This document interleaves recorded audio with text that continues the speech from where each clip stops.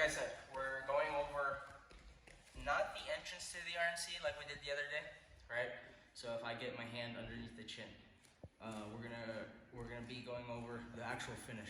So I have, right now, just for the sake of drilling, he's gonna be flat. We're gonna usually have this on one side or the other. But I'm throwing in my arm nice and deep, and what normally you'll see people do, even nowadays, which is super outdated, is people go to the bicep, top of the head, and they try to like push, right? Everybody's seen this.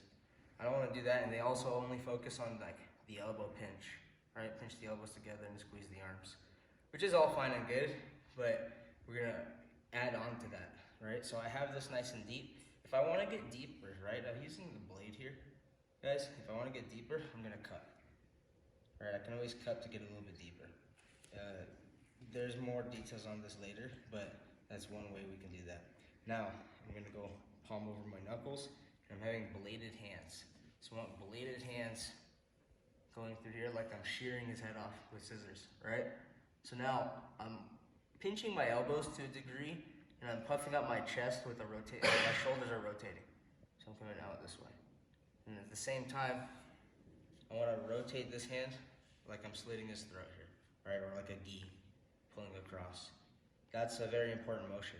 With that motion, I can finish most chokes with just one hand, right? I can't really finish the choke with just squeezing my arm here with one hand. It's pretty shitty. So I lock everything in place with bladed hands. I keep my head on his head. That way I can also push his head. Then I'm gonna rotate. And when I finish, I'm gonna squeeze incrementally, 10%, 20%, 30%, right? Really like a constricting snake. But anyway, get this nice and deep, slide out, bladed hands. I push with the head, rotate with my shoulders, rotate with my right arm, and squeeze slowly.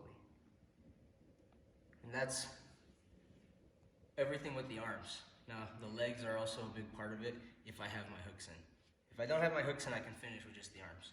But the problem is a lot of times people get their hooks in, or body triangle, or any of the things, and they finish with just their arms, right? If I'm in any of these situations where I have my legs in play, I lock everything in. As I rotate and squeeze, I'm also gonna hip in. So depending on if I have two hooks in or a hip block, we'll go just two hooks in just for simplicity. I'm gonna back my heels in, pop my heels forward, and I extend him away as I perform all the other finishes we talked about, right? That way he's getting extended. The more extended he is, the weaker he's gonna be to defend.